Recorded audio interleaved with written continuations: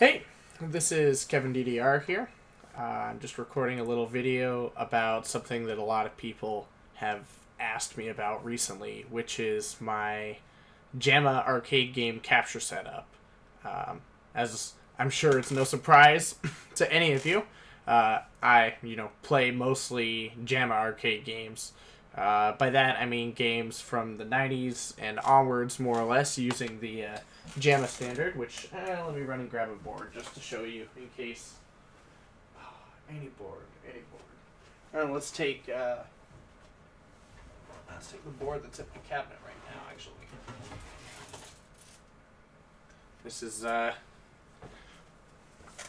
Battle Gorega. You can see. You'll notice it's got this edge connector like this. Sorry, a mirrored screen makes this a bit of a challenge. You notice this type of edge connector. This edge connector is where we're going to be splitting video off of. So,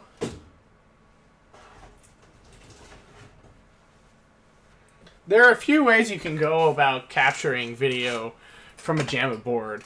Some people like to do, they use a device by Samwa called, I believe, the VC02, something like that. And what it does is it sits between your board and the cabinet and converts video, well, passes through the RGB video to your cabinet, and then also converts the video to S-video or composite, which you can hook up to, I don't know, in Japan they like to do a DVD recorder, just because it's an easy way for, someone to go into the store, bring their DVD in, and then hit record. And that's all they have to do to get their video. This doesn't really result in that great of a picture quality for a few reasons. One is that some DVD recorders won't handle interlaced or non-interlaced video correctly. They just assume that everything is 480i, or they assume that things are 480p, or all sorts of weird stuff. So it's pretty hard to get a video that's correctly output at 240p. And even if you have that, now in this day and age, having a 320 by 240 recording of your arcade game is actually not that useful. So for the stuff that I do, which is uploading to YouTube, streaming, etc., I wanted a better solution than this. And I'd heard about the X Capture, which was kind of heralded as a, you can see Aperture Grills is X Capture and Knuckles here, which was sort of heralded as a miracle device when it came out. It's made by Micomsoft, who you might know from the XRGB, the XPC, and XSync, or whatever. A bunch of devices that do capture and video scaling and all sorts of stuff like that. And apart from having a buttload of connectors, let's see, we've got HDMI in, left and right, RCA in, line level, D-terminal in, which can be used for component video, S-video, and composite if you have the right adapters. You also have a bunch of pass-throughs, so you have HDMI out, D-terminal out, video or S-video out. Oh, sorry, I was wrong, actually. It has a dedicated S-video port. You only use D-terminal for component in this case. So it has pass-throughs for all of these things, which is nice because if you don't want to have a bulky Extron splitter or something like that in your setup, you can just use the Extron, use the X Capture, feed the video directly into it, and then feed it out to your display or whatever. And they're just pure analog pass-throughs. There's no buffer or anything, so there's no added input lag, and that works pretty well. But back to the point here, which was JAMMA games, not console games. In order to capture these, there's a couple things that we need to take into account. If we want the pure RGB video from the board, that's, how the boards are output. If you actually look, so I have with me here a sort of hacked up JAMMA extension cable. You can see that there are 4 wires. So what I've done here is I've just soldered on, basically just, split off the video on the connector. You can see these 5 wires, although it is mildly dubious looking in here. Anyway, the wires that you need to concern yourself with are red, green, blue, video ground, and composite video sync, which is sort of similar to VGA, which is usually red, green, blue, horizontal, vertical sync, and of course ground. The difference here is that horizontal and vertical sync are combined into one signal called composite sync. This is known as RGBS instead of RGBHV. And this is in and of itself not really a problem. One of the really nice things about the X Capture is that it will straight up handle composite sync over the VGA connector, which is very nice. But so a lot of people, when the X Capture first came out, what they did was pretty much similar to what I did with the first revision of my capture setup.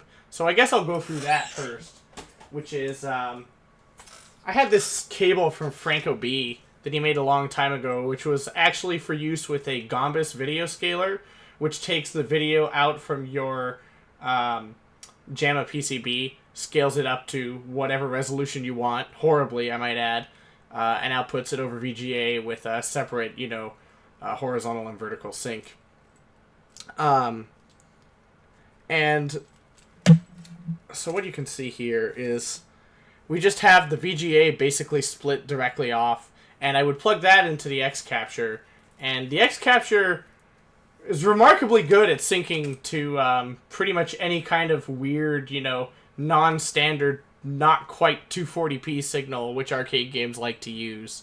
And that worked okay. There were a lot of boards that would sync and would look okay.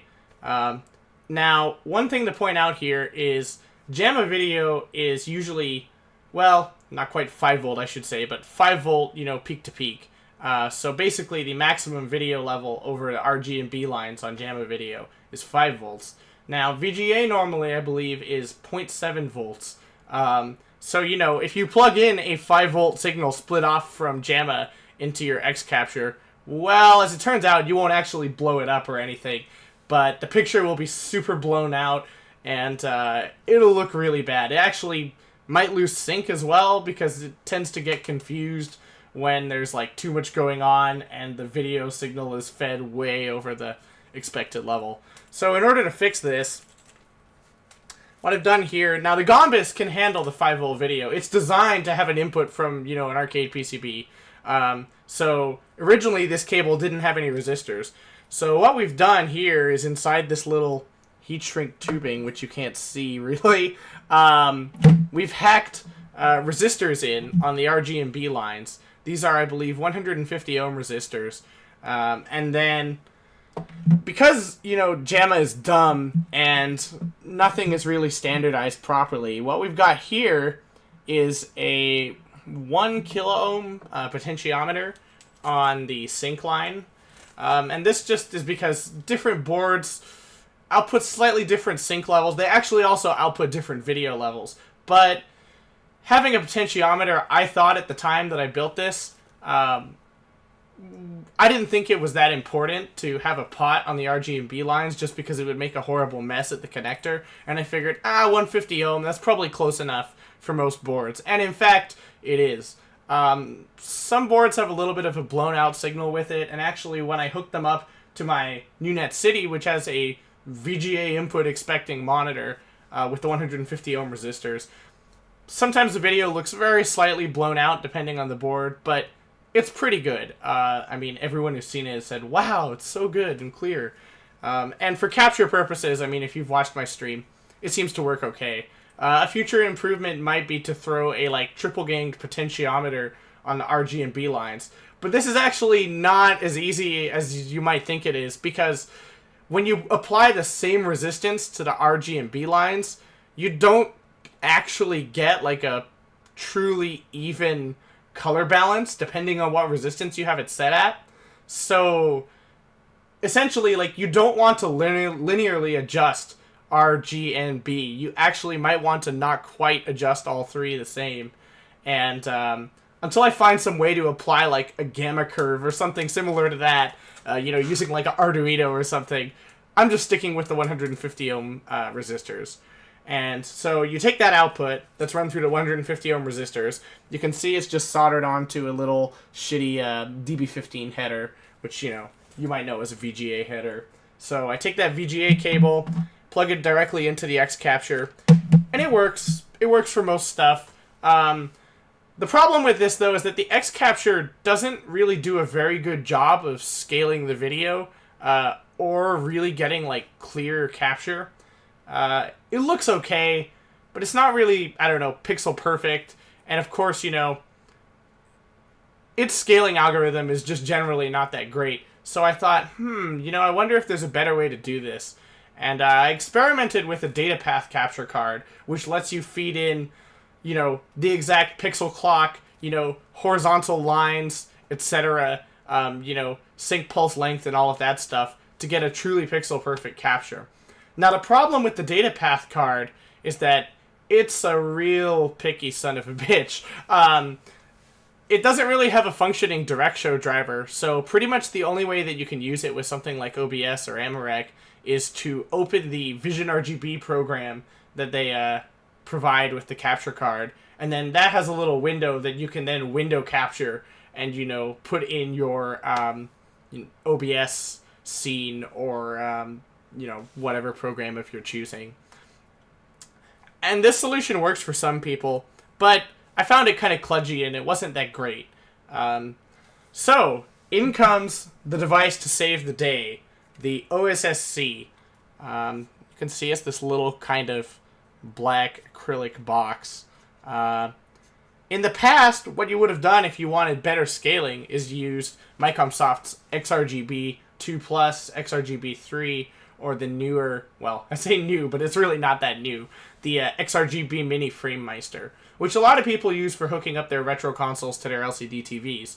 And in fact, that's kind of the goal of what we're trying to do here with the capture, is we're trying to get this crazy analog RGB composite sync, not quite 240p signal, to a format that can be read by, you know, more modern technology. In this case, a capture card, but for a lot of people, you know, their modern LCD TV or whatever.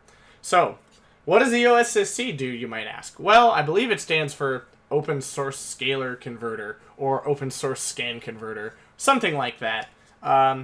It's a device made by VideoGamePerfection.com, Marks and a couple other people, I believe. It's basically like an XRGB on steroids. It provides scaling from 240p, 480i, and 480p. It can either output the lower resolutions line doubled to 480p, or it can line triple them to 720p.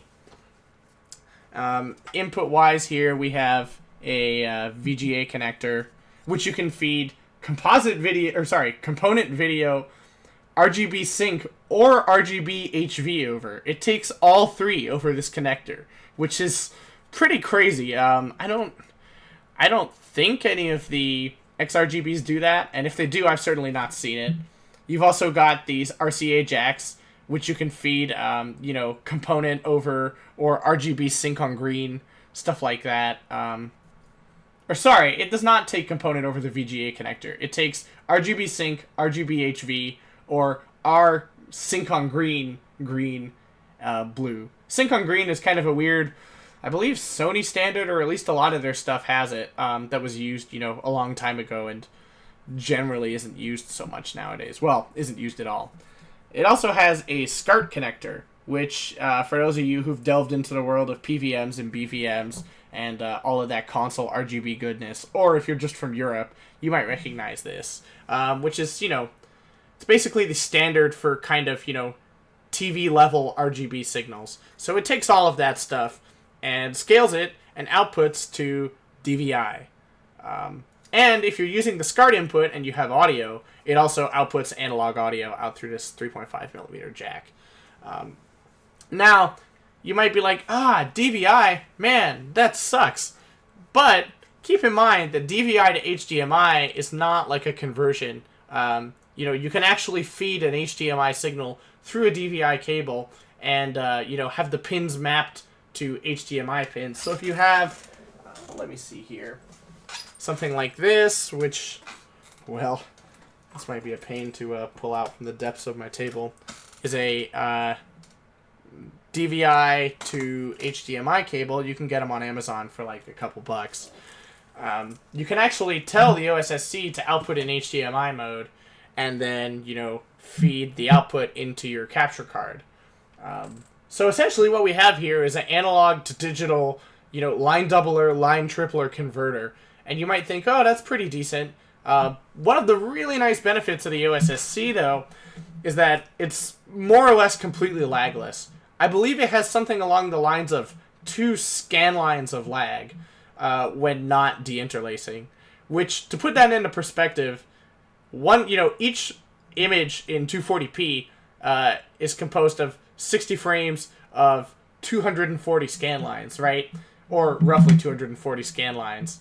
So, you're looking at 2/240ths of a 60th of a second of input lag. So, that's, 1/60th divided by 120 of a second. If that's not good enough for you, then I don't really know what is. Another benefit of the OSSC is that its output looks very, very nice. It's extremely crisp. It has a ton of settings. It actually comes with a remote for this little menu that you can display on the on-screen display. Actually, let me hook it up here for a second and show you.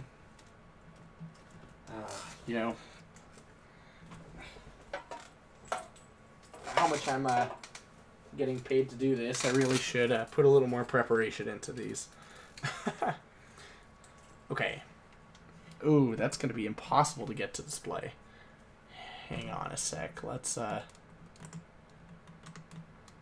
mess around here.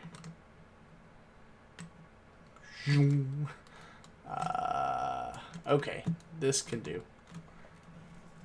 Alright, so now you can't see me, but you can see the OSSC. So you can see this says OSSC firmware 0.70. There's a ton of settings. I'm going into the menu now. There's a bunch of different menus. Let's see here. You can put a low-pass filter on the video signal. Choose your, component, color space, level control.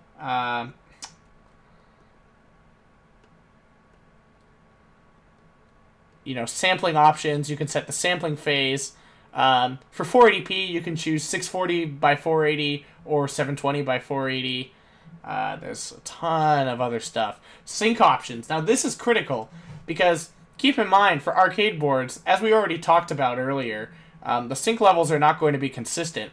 Now, or actually the sync pulse length and all of that stuff is not going to be quite consistent. Now, in the CRT days, that's fine. I mean, they'll just kind of handle whatever you throw at them in an analog way. But, when we're making an analog to digital conversion, right, we kind of need to know, the sync length, the sync level, etc., all that stuff. And, with the X capture, you can't really set its parameters. It just kind of does what it does. But when we feed the video through something like the OSSC, it's really nice because we have a lot of different settings that we can use to kind of maximize compatibility. So you have a sync low-pass filter here, a sync voltage threshold, which you can set from a very, very low value. I actually don't know why it's set that low. It shouldn't be. To a very, very high value. VSync threshold. A bunch of settings that you probably might not know what they do. HPLL, pre-coast, post-coast. All of that stuff enhances compatibility. And actually, in the newer firmwares, there's far more settings that are displayed here. So again, a lot of stuff that lets you enhance compatibility with more boards. Now in output, you can either line double or line triple. You can choose to output in 16:9 or 4:3, or if you know that your source has an exact resolution of 320x240 or 256x240, you can adjust basically the sampling parameters for that as well. Someone is at the door. It's probably Aperture Grills. You can also, like we mentioned earlier, set the transmission mode to DVI or HDMI. With the X capture, if you use the HDMI port, it'll work either way. So, and then another nice feature for those who, care a lot about, the authentic arcade experience. You can also add fake scan lines to your picture. They look pretty good. You can set the scan line strength. if for some ungodly reason you want to make them vertical, which is dumb because you would never ever see vertical scan lines in the arcade on a horizontal image. You can choose if they're on even or odd lines, etc.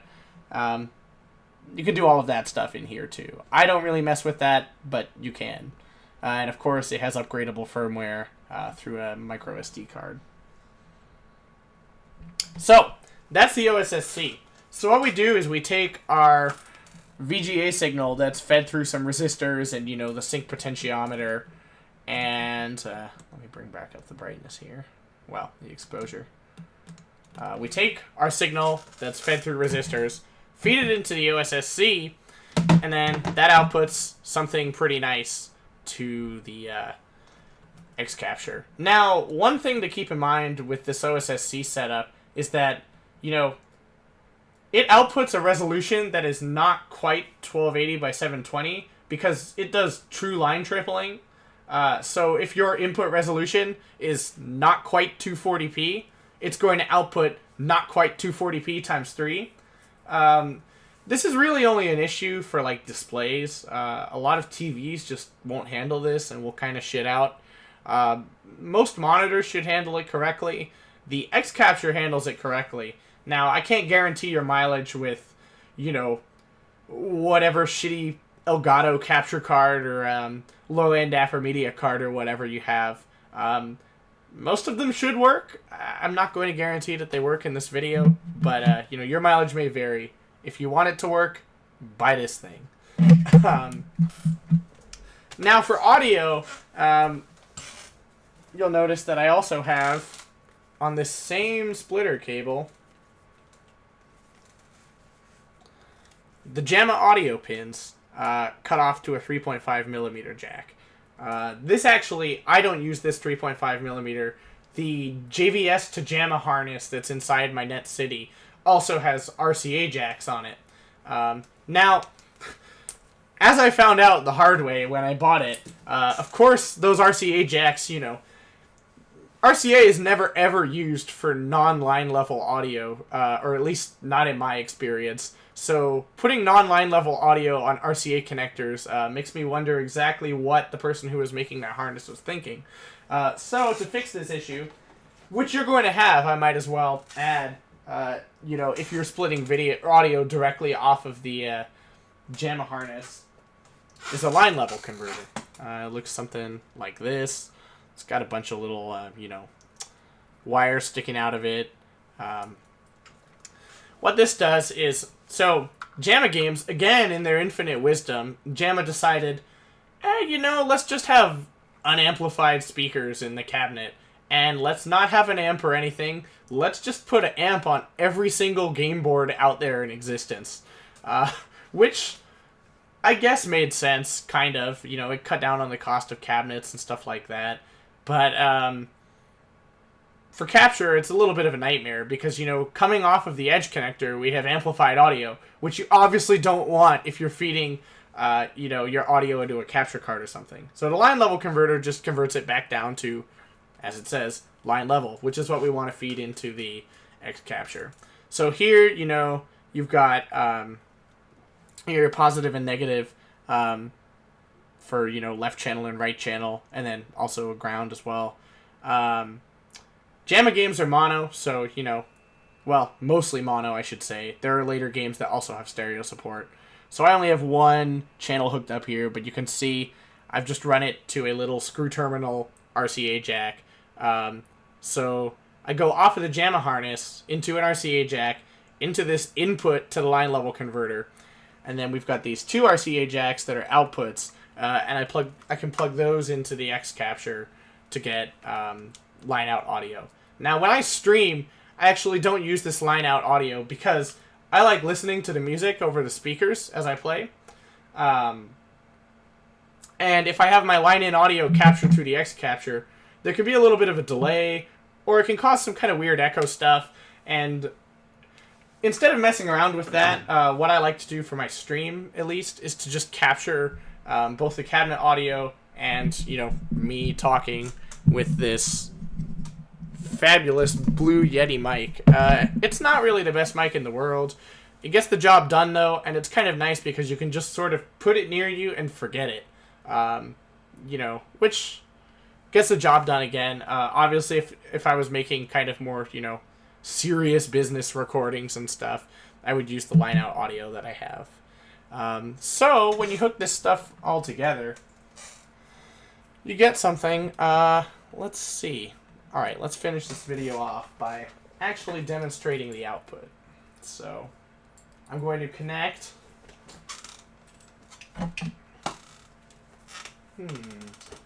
Where did I put the regular board? Oh, over here.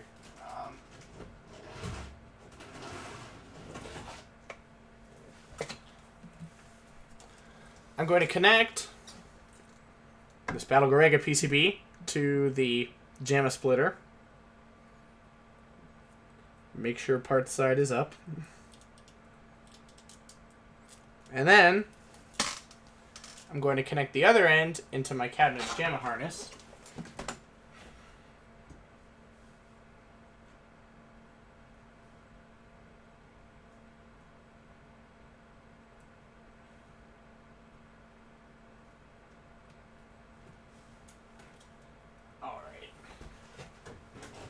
Now, because I'm recording this video, I'm not going to use the line out audio because that's just going to be a giant mess. And I'm going to add, well, actually we're not quite done yet. Take the VGA cable, plug that into my split off VGA on the JAMMA harness, or the extension harness really I should say. Plug that into the input of the OSSC.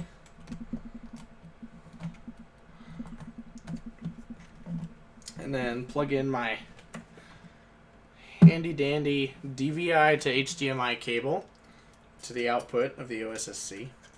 Future revisions of the OSSC may actually directly have a HDMI port. As it is right now, the DIY kit version of the OSSC, which I don't recommend if you're watching this video, only, you know, because chances are if you're watching this video, you don't know enough to build the DIY kit version. It's not easy and has a lot of surface mount stuff going on. Anyway, that already has an HDMI port if you want it. So we're going to plug this into the HDMI in of the X capture. And I'll plug the X capture back into the PC since I'm done demonstrating it. And pray that this bad boy holds out for yet another day. Okay, now I'm going to navigate. Ooh, let's turn down that brightness again. Or really exposure, as I should say.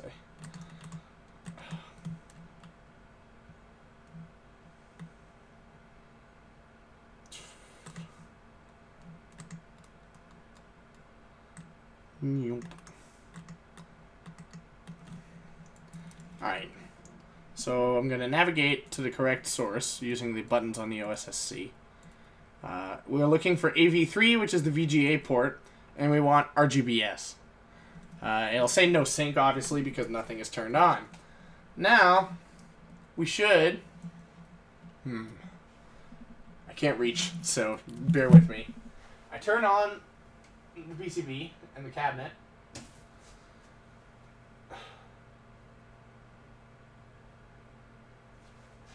Alright, the cabinet's booted up. You can see here now it says RGBS 263p, 15.62 kilohertz, which is the overall scan rate. Now keep in mind that sounds plausible and about right because, you know, we're using a JAMMA 15K monitor running at 59.41 hertz, which actually explains a lot about the different kind of weird resolutions of these games. Or alternatively, vice versa, the weird resolutions explain why their refresh rates are slightly different. You know, if you have if you have a lower resolution, right, you know, and you're scanning the same amount of stuff, or rather scanning at the same rate, you're going to have a faster refresh rate. Vice versa, you know, if you have a larger resolution, you're not going to be able to scan at as high of a refresh rate. You know, and keep the same overall scan rate. So, now this is booted up, I'm just going to add the X capture. You'll see it says no signal. Bear with me here. I'm gonna make this nice and small. Okay. I'm going to properties, etc. Okay. Set it to HDMI, and now we have a signal. And it looks really nice, if I do say so myself. Now, keep in mind, the aspect ratio is not necessarily going to be quite right, at least for a vertical game. You may have to manually stretch it. The X capture kind of, again, like I said, doesn't really handle non-standard resolutions correctly, but, you know, you'll have to crop the image down to what you want. Especially for a game like this that runs at kind of a funky resolution. So, we'll bring this up. It's going to take forever to boot up because reasons. The funny part, too, is that my Battle Gorega actually has custom ROMs that have, you know, modified stuff to make the rank reset after every game. So, these ROM checks are all just, like, patched out. They don't actually do anything, so we just gotta waste some fun time at boot up. Blah, blah, blah. This game is for use in Japan only. And there you go. There's your picture.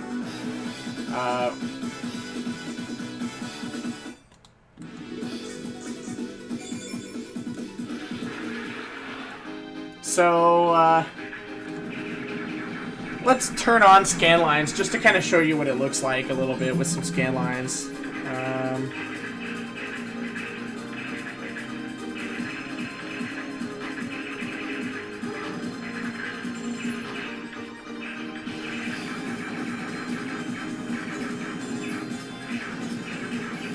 Alright, set to manual. So these are scan lines at... I'm just going to make this horizontal and fill the whole screen, actually. This is set at 18% strength. I'm going to go all the way up to 100. You can see they get pretty thick. Now, YouTube's, you know, encoding might kill the scan lines, but rest assured, if you see a weird, like, double beating scan line pattern, that's not actually in the image, that's just an artifact of YouTube. So, that's your picture, and that's what it looks like when you use my capture setup. I hope this video was at least relatively informative, if not a little bit rambling. But I hope you got the information that you need out of it. I'll be sure to post in the comments or in a follow-up, you know, kind of a little rundown of my setup. But I think that should have got the picture across, and I hope you enjoy it. See you later. Peace out.